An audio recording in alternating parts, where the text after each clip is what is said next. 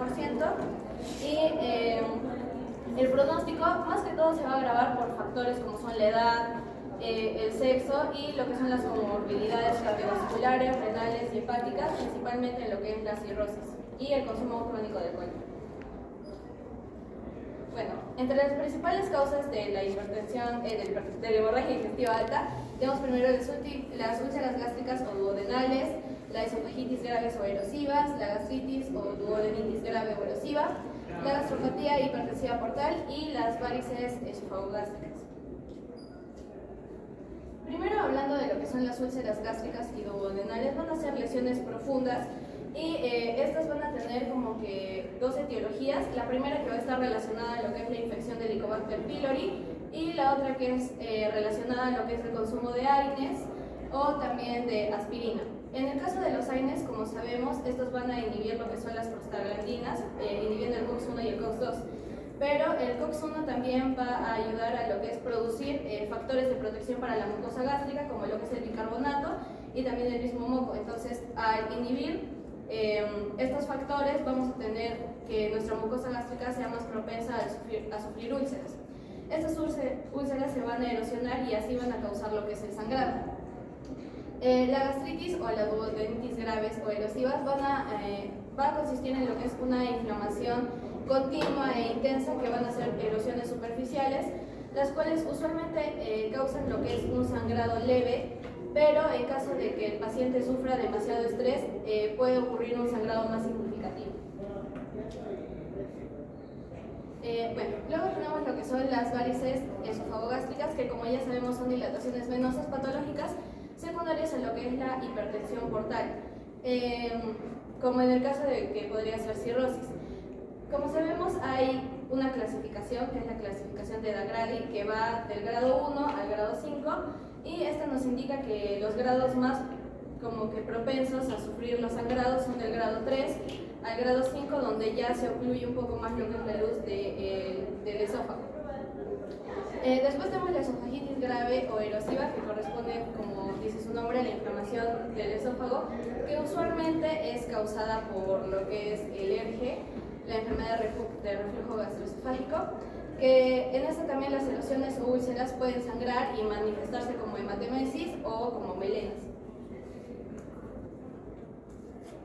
Siguiendo tenemos lo que es el síndrome de Mallory-Weiss, que va a ser una laceración en lo que es la mucosa de la unión gastroesofágica, que puede ser producido por vómitos intensos o también por lo que es un esfuerzo abdominal súbito. Puede estar en personas que son alcohólicas o también en caso de embarazadas. Su relación pues es que va a provocar el sangrado a menudo. Este va a ser de moderada intensidad y se va a manifestar sobre todo como hematemesis. Y por último también tenemos a las neoplasias esofágicas o gástricas, que van a ser los tumores malignos, que al crecer van a poder ulcerarse o erosionar vasos sanguíneos. En parte también en la úlcera péptica, esta va a sangrar, ya que al erosionarse va a poder afectar a vasos sanguíneos como es la arteria duodenal o también como es la rama izquierda de la arteria gástrica. Ya, en cuanto al diagnóstico, ya tenemos entendido que la hemorragia digestiva alta se da en cualquier sangrado de parte del tubo digestivo antes del ligamento de Trex. Esto normalmente es que antes del ligamento la sangre puede llegar a tener contacto con los ácidos estomacales. Ahora, lo que pasa con los ácidos estomacales es que descomponen a la sangre, a la hemoglobina, y lo convierten en hematina ácida, que puede dar las siguientes presentaciones clínicas que pueda tener el paciente.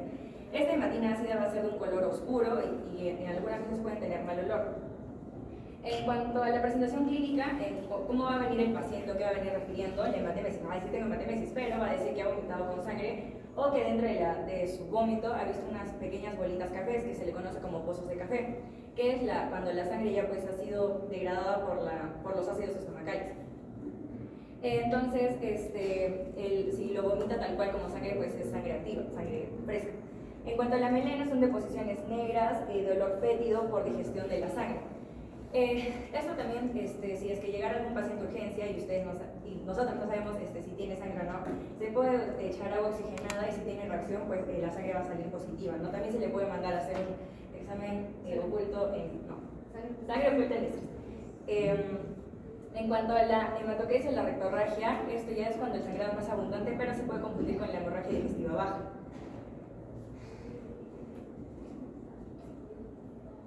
En cuanto a los exámenes auxiliares, vamos a encontrar el hemograma, que vamos a pedir la hemoglobina, bueno, se va a ver ahí la hemoglobina y el hematocrito, que como la hemoglobina es una proteína que lleva, que tiene el oxígeno que está dentro de los glóbulos rojos, como va a haber un sangrado activo, pues va a estar disminuido, al igual que el hematocrito, ¿no? Que es el porcentaje de los glóbulos rojos. En cuanto a las plaquetas, también si están bajas, pues esto nos va a dar un indicio de que no está ayudando a coagular, entonces el sangrado pues va a seguir persistente y no va a ser parado. En cuanto a las pruebas de coagulación, es para descartar si el paciente presenta alguna coagulopatía que puede estar evitando que el sangrado pare. En cuanto a al BUN, que es urea creatina, es nitrógeno ureico en sangre. Esto pasa porque la sangre va a llegar al estómago como proteína. Entonces el estómago le pide ayuda al hígado y el hígado produce más urea. Entonces por eso esto se ve elevado en los exámenes. Ahora, ¿cómo es que vamos a confirmar si sí es una hemorragia alta? El gol de estándar va a ser la endoscopía digestiva alta, porque va a permitir exactamente ver en dónde es que está ocurriendo el sangrado, va a diagnosticar directamente el problema y se puede tratar el problema de manera directa. En cuanto a las escalas pronósticas, tenemos a Glasgow, que normalmente, esta sí o sí se hace en lo que es emergencia. Esto nos va a ayudar a ver si el paciente va a necesitar de una hospitalización, transfusión o intervención urgente. Esto nos va a ayudar, o también tenemos que pedir un hemograma al toque, ¿no? Para ver la urea, la hemoglobina, también se le puede evaluar la presión sistólica, el pulso, si el paciente ha presentado melena, síncope, y cada uno va juntando puntos. Si va a ser arriba de 7, pues ya el paciente tendría un riesgo bastante alto. Y el score de Rockall, esto es para después de la endoscopía, cuando ya se ha tenido un diagnóstico, y esto nos va a ayudar a ver si el paciente va a volver a tener un sangrado y si el paciente pues va a presentar alguna mortalidad. Estos tienen puntos claves como la edad del paciente, que si es arriba de 60 pues presentaría un problema agregado a la patología que ya presenta. Para el tratamiento vamos a tener primero que evaluar lo que es la base de trauma, lo que va a consistir en lo que es la vía aérea y la ventilación y la circulación. En cuanto a la vía aérea y la ventilación, lo vamos a tener como prioridad, ya que esta lo vamos a tener que hacerlo lo más rápido posible. En caso de que tenemos una hematemesis masiva, esto podría ser aspirado por el paciente de sangre y puede provocar un compromiso respiratorio. En este caso se consideraría una intubación. Luego, si tenemos a un paciente hipoxémico, va a requerir oxígeno a través de una cánula nasal. En la circulación vamos a priorizar lo que es valorar las pérdidas sanguíneas del paciente dependiendo de sus signos clínicos, que lo vamos a ver en un cuadro siguiente.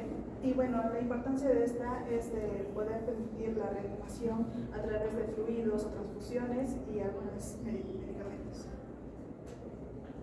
Este es el cuadro que les había avisado de los signos clínicos que vamos a poder clasificar en el paciente de grado 1 al grado 4, dependiendo de la gravedad en que se encuentre. Como segundo punto vamos a tener lo que es asegurar al paciente y proteger lo que es la vía aérea, ya que como tratamiento inicial, lo primero lo que se va a realizar va a ser una endoscopía, por lo que tiene que tener el paso libre. Luego va a ser asegurar 2 vías intravenosas periféricas de gran calibre, puede ser un catéter venoso central de gran calibre o también una intraósea en caso de que se necesite para realizar una transfusión rápida.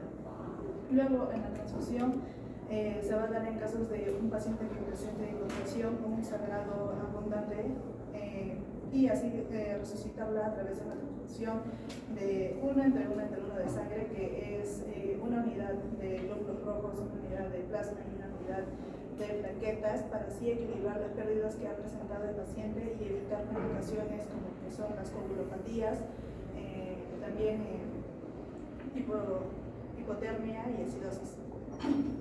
Luego se va a solicitar estudios de laboratorio, como ya había mencionado mi compañera antes, como el hemograma, el grupo sanguíneo del paciente, el perfil bioquímico, la creatinina, el BUM, electrolitos y glucosa, el perfil hepático y pruebas de coagulación. circulación.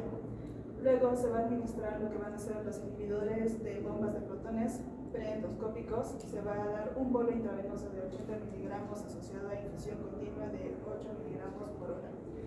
Y luego, en cuanto al control, se puede considerar una sonda de Sennstein-Legmore para poder controlar temporalmente el sangrado. Esto es un tubo nasogástrico que va a ayudar, que va a tener un balón que se va a inflar dentro del estómago y que esto va a hacer presión en las varices para que ya dejen de sangrar.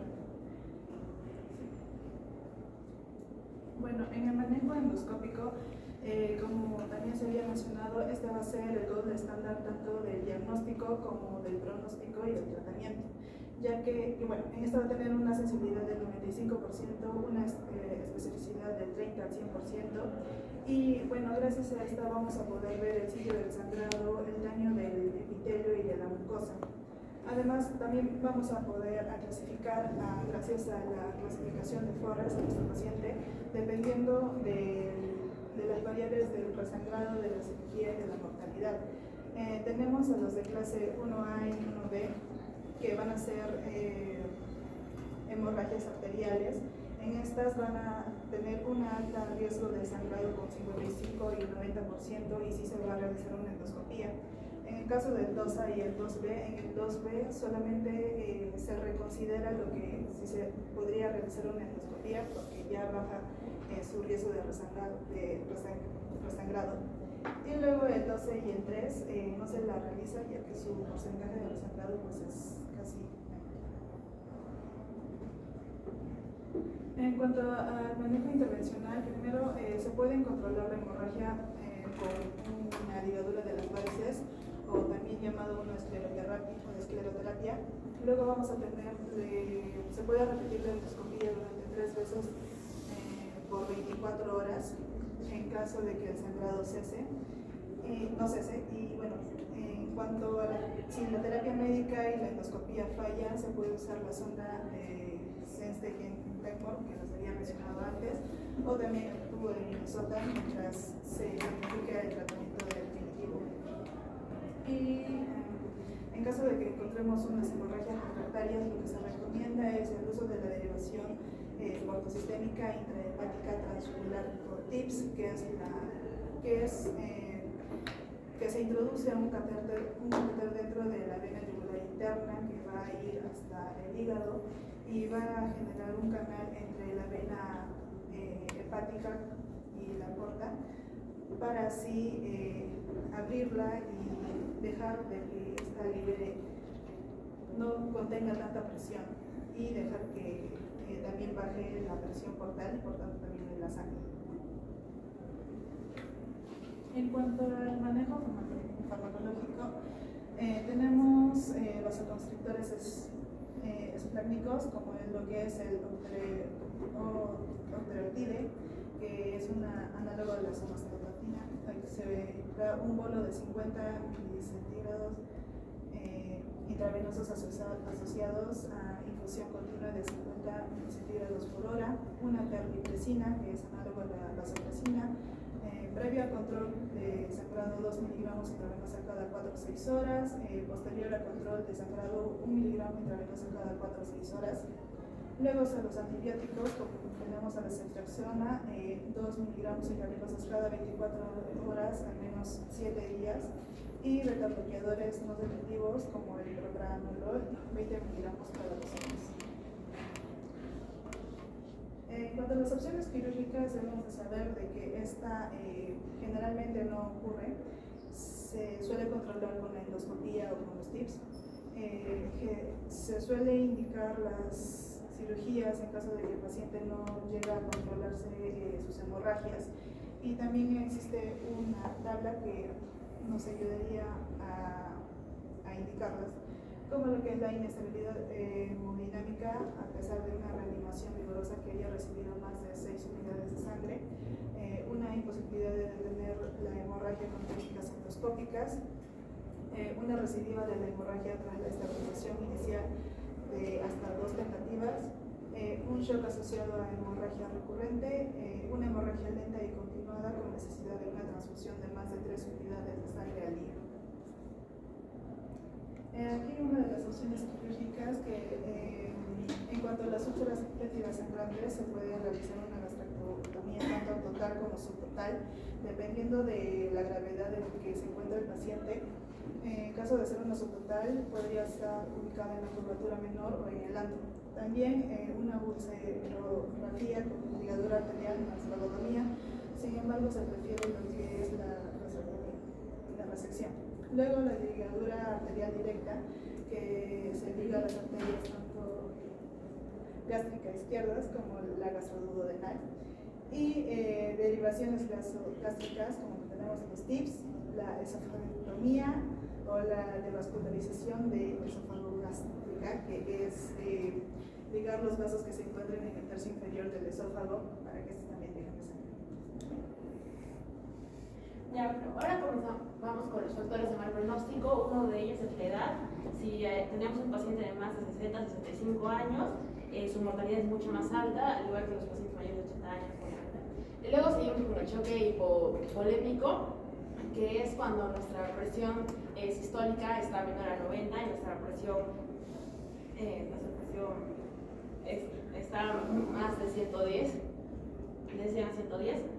Luego continuamos con las múltiples transfusiones, donde es que al menos en 24 horas nuestro paciente ha recibido al menos 4 transfusiones. Eso significa que tenemos una hemorragia persistente, continua y que no se para.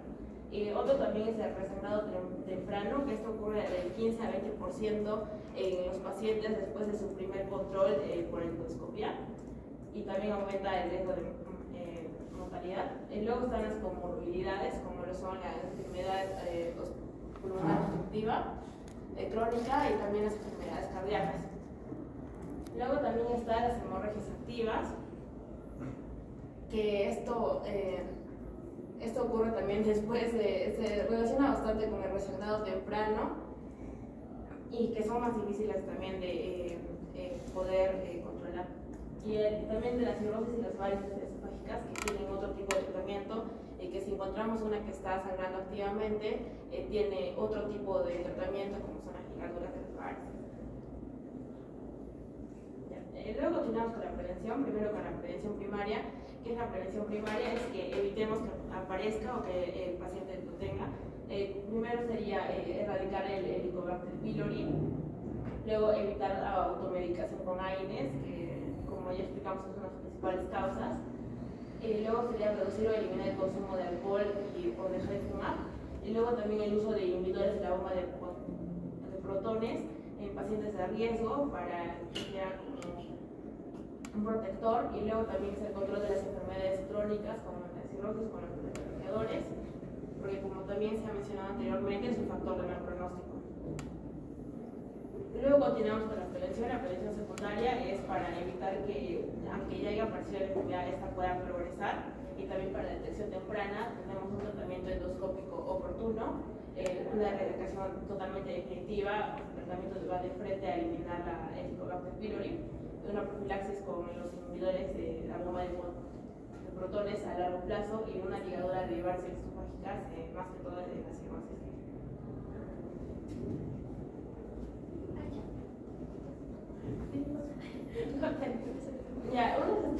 Vamos con tres estrategias principales para la salud pública. Es un tamizaje y tratamiento de Helicobacter pylori. Se sabe que nuestro país puede ser básicamente como una zona endémica de Helicobacter pylori, porque abunda básicamente. Entonces, si nosotros hacemos un tamizaje y un tratamiento oportuno de Helicobacter pylori, podemos bajar un poco lo que es el riesgo de tener hemorragias altas. Luego sería una ampliación del acceso a endoscopia digestiva alta. Mayormente el salud planea, en su plan, es que solo los que tienen factores de riesgo de hacerles una endoscopia alta como parte de prevención. Entonces sería como un acceso para que la mayoría de personas puedan tener al menos una vez en su vida una endoscopia alta y así evitar que haya más estas hemorragias. Luego la educación comunitaria sobre los riesgos de automedicación, más que todo para AINES y corticoides, que es lo que mayormente toma la población. Nuestra cultura está tomar AINES o automedicarnos con AINES siempre, como el ibuprofeno o la porcena. Entonces una educación comunitaria sobre los riesgos de tomar, te puede pasar esto, si es que siempre lo tomas, sería adecuado para una estrategia. Bueno, acerca de la presentación de datos locales, bueno, he encontrado más que todo que son dos tesis, por así decirlo. En la primera nos muestra las características epidemiológicas y hallazgos endoscópicos de manejo de pacientes con hemorragias. Esta más que todo se basa en el año 2013 y 2021 y es que la clínica de Arequipa tenía una población de 180 personas.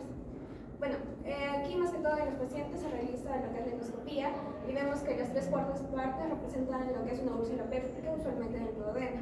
Esto representaría aproximadamente el 75%, que a comparación de Lima y del Hipólito, como se mencionó, solo es el 45%. El otro tercio representa las varices, entre otras. Ya. ¿Y qué hallazgos hubo aquí? De hecho, en estos hallazgos hubo que más de... Las lesiones ulcéricas más que todo se basan en el grado 3 y muy poco en lo que sería el 2A, 2B y el 1A. Siguiente. Ya. Sí, más que todo nota de la exposición, siempre ponen de factor de riesgo lo que se vendría a ser la edad. Usualmente aquí en Arequipa un factor de riesgo, bueno, los que están más vulnerables serían nuestros pacientes masculinos de 51 a 60 años, ya que es donde más se representa esta enfermedad en Arequipa, a través de esa población. Aparte hemos mencionado mucho lo que serían las AINES y vemos que el 41.7% de los pacientes toman los AINES ya sea medicada o no medicadamente. Entre estos usualmente se encuentra de primero lo que sería el paracetamol, el ibuprofeno, el diclofenaco y los salicilatos. Aquí hay otra, pero más que todo está basada ya no en una clínica, sino en el Hospital Goyeneche. Nuestra población aquí ya también es un poco menor, es cerca de 65, 61 personas. Y aquí más que todo habla acerca de las manifestaciones clínicas que se presentan en Arequipa. Se predomina lo que es la melena y la hematemesis, y en la exploración física siempre hay lo que hacen dolor abdominal y sobre todo ubicada en lo que sería el epigastrio. Bueno, también hay patologías comórbidas que usualmente fueron anemia y gastritis. Vamos a ver un poco más en las tablas. Por ejemplo, aquí tenemos la tabla número 1, en la cual se presentan las representaciones clínicas que deberían de ser la melena y hematemesis en primer lugar. Después de esto ya siguen las ideas, los vómitos forráceos, las flatulencias, las regurgitaciones, entre otras. Y ahí ya podemos ver lo que son las patologías comórbidas que siempre están predominando la anemia y después la gastritis.